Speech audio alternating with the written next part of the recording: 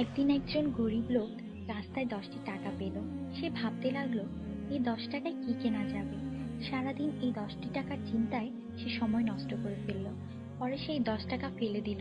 সে বলল, হে আল্লাহ, এই 10 টাকার জন্য আমি আজ সকাল থেকে আপনাকে একবারও স্মরণ করিনি। সেই সব লোক আপনাকে কিভাবে স্মরণ করে যাদের লাখ টাকা আছে? আল্লাহ সুদ হারাম করে দিয়েছেন, আমরা ব্যাংক বানিয়েছি। আল্লাহ জীবনকে সীমিত করেছেন, আমরা ঘড়ি বানিয়েছি। আল্লাহ পর্দার হুকুম দিয়েছেন, আমরা টিভি, ডিভিডি, ডিশ দিয়ে বেহায়ামি সর্বসাধারণের জন্য করে দিয়েছি। আল্লাহ বলেন, কোরআনে তোমাদের সফলতা, আমরা অক্সফোর্ডের বইকে সফলতা বানিয়ে নিয়েছি।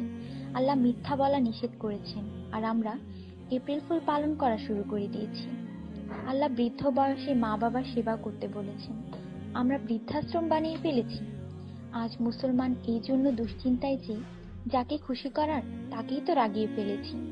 দয়া করে সবাইকে ফরওয়ার্ড করুন, কারণ নেকির দাওয়াত দেওয়ায় নেকিকারীর সমান সওয়াব পাওয়া যায়। একটু ভাবুন, আজান যখন হয় তখন টিভির ভলিউম কমানো হয়, কিন্তু নজর টিভিতেই থাকে। আর মনে মনে বলি, আজান যাতে তাড়াতাড়ি শেষ হয়। এতেই কি আজানের মর্ম? আপনি নিজে আপনার মনকে প্রশ্ন করুন। আজানের জবাব দেওয়ার চেষ্টা করুন, যাতে মৃত্যুর পর কালিমা তাইয়্যিবা আমাদের নসিব হয়। অনুরোধ, এই মেসেজটি সবার কাছে পৌঁছে দিন। বন্ধুরা, আমাদের দাওয়াতে যদি কেউ না আসে, আমরা রাগান্বিত হই। আল্লাহর পক্ষ থেকে আমাদের জন্য প্রতিদিন 5 বার দাওয়াত আসে, আর আমরা নামাজ পড়ি না। তাতে কি আল্লাহ আমাদের উপর রাগান্বিত হন না? এটি শুধু মেসেজ না, বাস্তবতা।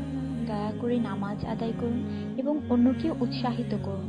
যিনি এই মেসেজ পড়েন তাদের উপর আল্লাহ আরো রহমত দিন, এবং যিনি এই মেসেজ ফরওয়ার্ড করেন তার ভালো ইচ্ছা আল্লাহ পূরণ করুন এবং হিদায়াত করুন। নামাজের চিন্তা করুন, ব্যালেন্সের না। আজান শুনে উঠুন রিংটোনের মতো।